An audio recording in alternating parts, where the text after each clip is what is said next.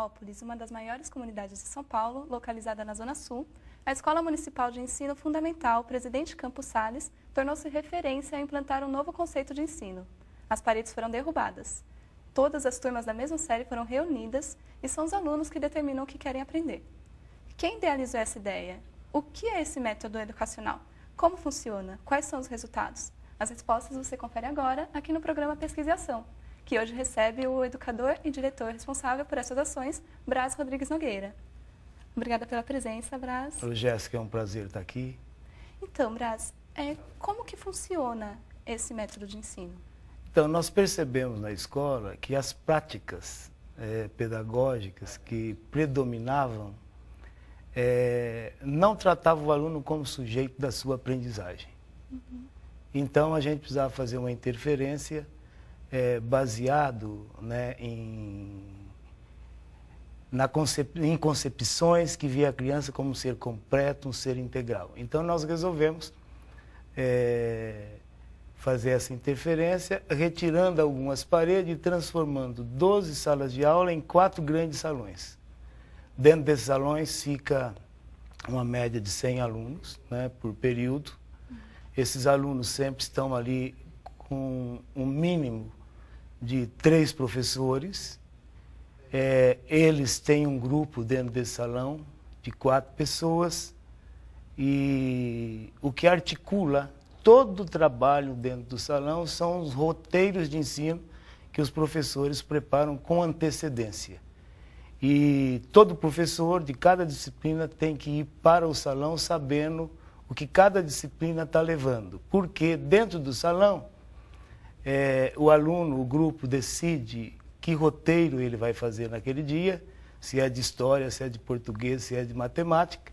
E quando o grupo decidiu fazer matemática, quando eles têm uma dúvida, o primeiro professor dele é o aluno. Então ele tenta tirar a dúvida com o aluno. Se tem um aluno ali que entendeu, que esclareceu a situação, eles continuam trabalhando autonomamente.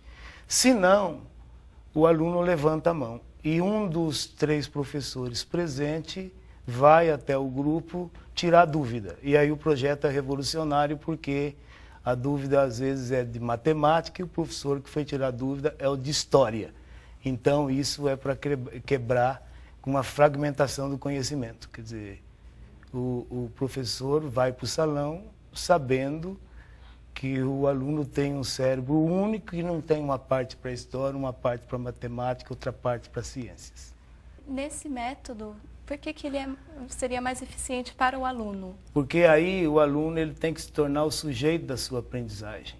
Anteriormente, as práticas que predominavam, o aluno não era o sujeito, o aluno se reduzia a copiar matéria, né? Quer dizer, era a reprodução, né? Era um ensino reprodutivista que não levava o aluno a construir conhecimento. E dessa forma o aluno, logicamente, que tem que ser sujeito da construção do seu conhecimento, com a colaboração do seu colega, que é fundamental. E as escolas desprezam essa capacidade que os alunos também têm de ensinar.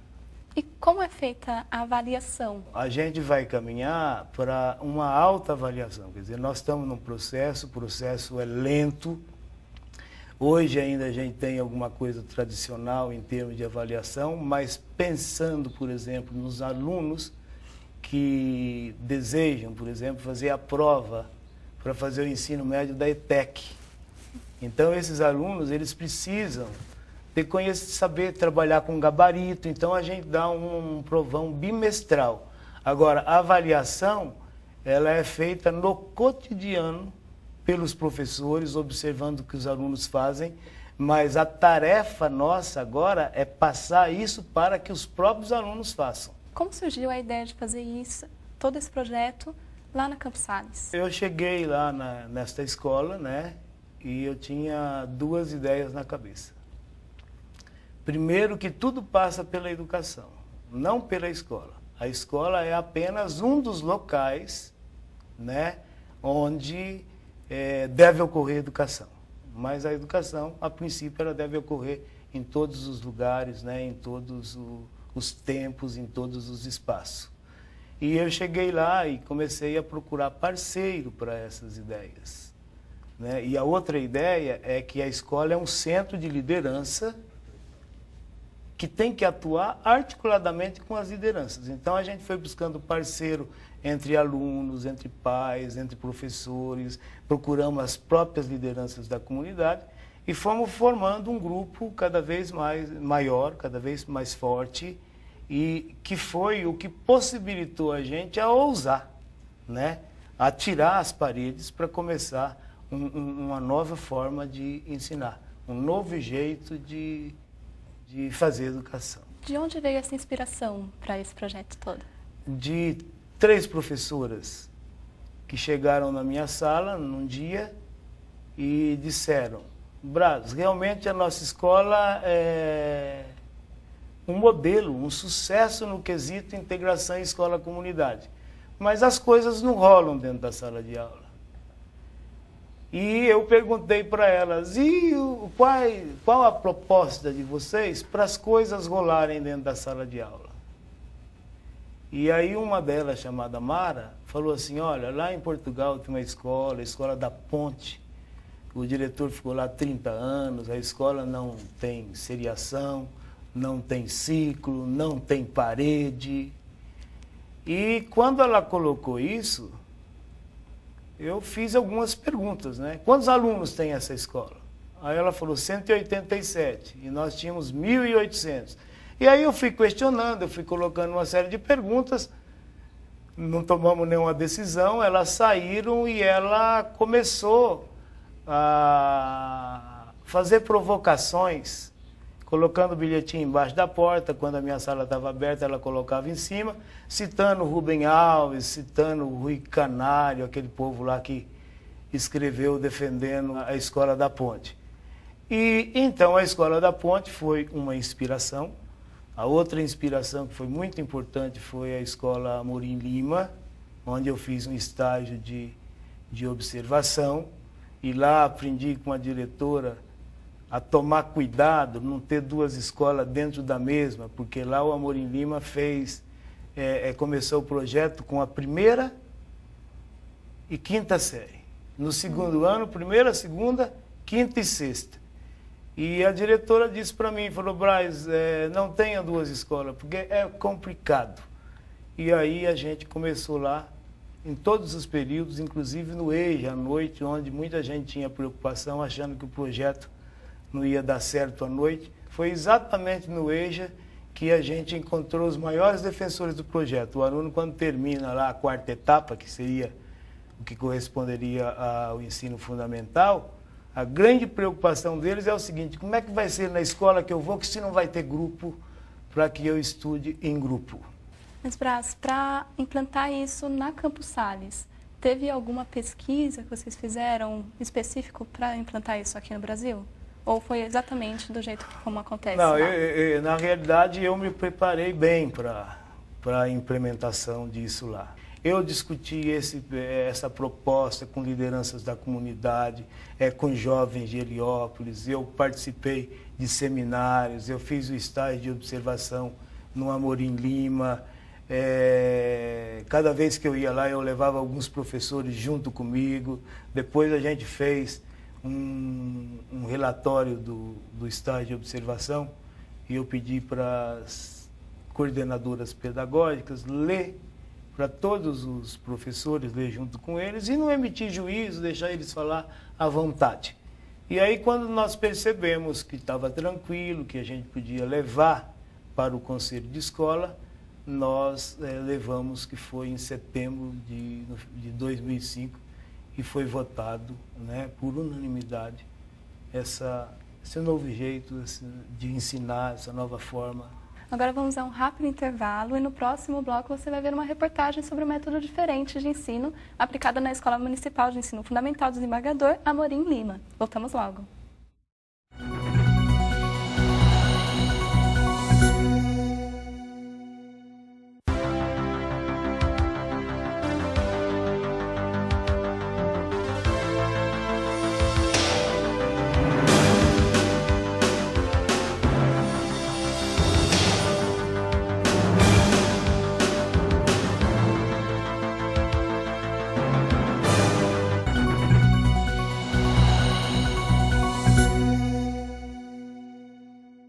voltamos com o programa Pesquisa e Ação.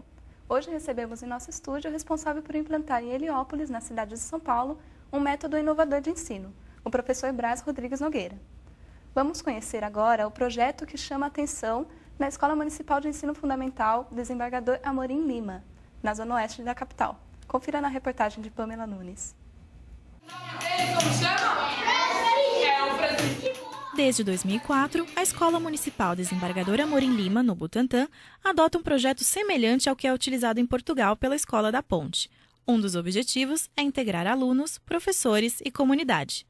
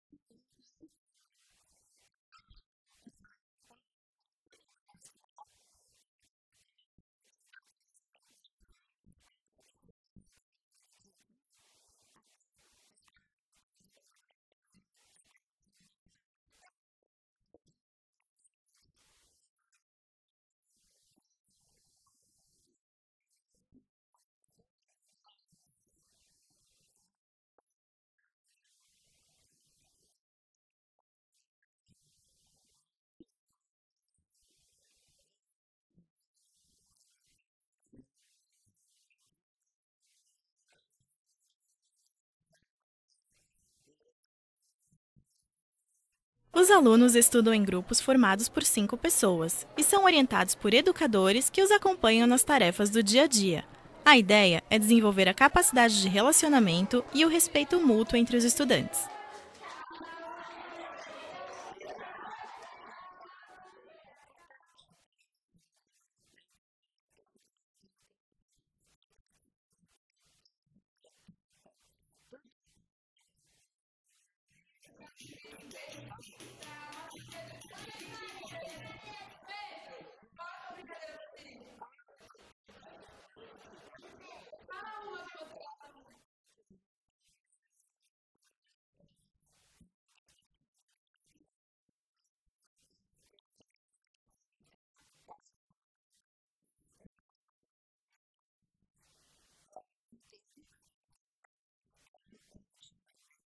Brás, você disse que a escola faz parte da comunidade, mas você considera que a sociedade sabe, ela tem essa noção que a escola faz parte da comunidade? Eu acho que para que a sociedade saiba, os problemas da comunidade, os problemas da sociedade, tem que se tornar problema da escola. Porque se a escola se fecha entre suas paredes e tenta criar ali uma realidade artificial que não tem nada a ver com a vida dos alunos e da comunidade, logicamente não vai ter essa integração. A comunidade não vai reconhecer a importância da escola e vice-versa. Tem um exemplo lá da nossa escola que foi fundamental, que mostra que os problemas da comunidade passaram a ser da escola e da escola também da comunidade. No ano de 1999, foi assassinada uma aluna nossa. Ela saiu da escola às 23 horas, quando foi 23h45, recebeu 5 tiros na cabeça. E eu fui ao velório, eu e um professor da escola. E essa morte me revoltou, eu fiquei indignado com essa morte. E eu pedi para o professor, logo que saímos do velório, eu falei: Orlando, você topa organizar uma caminhada pela paz, pelas ruas e vielas de Heliópolis? Ele nem pensou, ele falou: eu topo. Ele me deu uma carona, parei na Rua da Mina e fui na principal associação de moradores. E nós íamos discutindo há muito tempo o que nós devíamos fazer, escola e comunidade, para mostrar que nós não aceitávamos aquela violência, aquela banalização da vida. E eu cheguei na sede dessa associação de moradores, né? União de Núcleos, Associações e Sociedades de Moradores de Heliópolis e São João Clínico. E chamei pelo presidente, que na época era o João Miranda. Aí coloquei para ele: infelizmente a Leonarda foi assassinada, não tem mais volta. E o que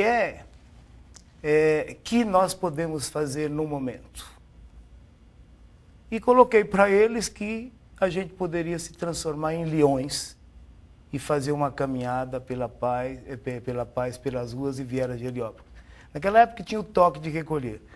E quando eu perguntei para o João Miranda, vocês topam organizar a caminhada pela paz? Ele respondeu assim: ô Braz, meu irmão, meu amigo, você não precisa mais fazer uma pergunta dessa para nós. Porque se a escola está, nós já estamos. Porque para nós não existe a escola lá e nós aqui. Nós somos a mesma coisa. Então eu acho, o meu sonho é que não tenha um limite que separa escola e comunidade. Então, hoje, eu estou numa escola em que eu posso dizer que os problemas da escola se tornaram da comunidade e da comunidade se tornaram da escola. Lá dentro, como foi a reação quando teve essa mudança? A reação dos pais, dos alunos? Então, lá dentro, né, para você perceber, depois de tanto trabalho, depois de apresentar essa proposta para todos os segmentos e para lideranças que nem tinham, às vezes, ligação com a própria escola, quando a gente percebeu que o pessoal estava querendo uma coisa nova, então a gente levou a proposta para o Conselho de Escola. Para você perceber, no dia, na reunião, tinha 21 conselheiros com direito a voto. Nessa reunião do Conselho, teve 61 pessoas. 40 pessoas eram lideranças da comunidade que estavam interessadas na aprovação desse projeto. Porque sem a comunidade, a escola não tem como ousar. É impossível, porque o sistema não deixa. Porque não é do interesse do sistema essa transformação. Né? Não é do interesse do sistema. E se a gente for pesquisar a fundo, buscar a fundo, tipos de experiência estas que levam as crianças a se constituir como sujeito, como pessoa, é uma ameaça para muita gente, porque essas pessoas não vão ser massa de manobra. Se não vão ser massa de manobra, os políticos vão ter que mudar os seus objetivos, vão ter que mudar o seu jeito de ver as coisas, porque esse pessoal, com certeza, vai ter bem mais consciência quando for lá votar. Você teve alguma dificuldade para implantar esse projeto? Algumas pessoas não aderiram, os alunos não gostaram a começo? Como que foi? Dificuldades a gente sempre tem.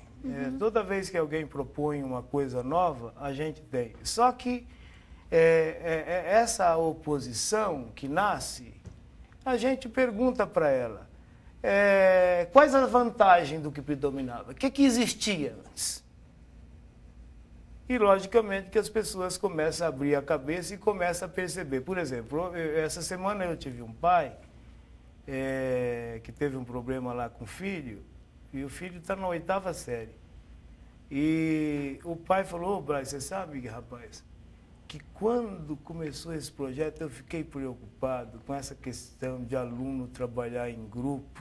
Eu achei que a escola ia acabar. Mas eu estou tão feliz que eu estou percebendo o meu filho.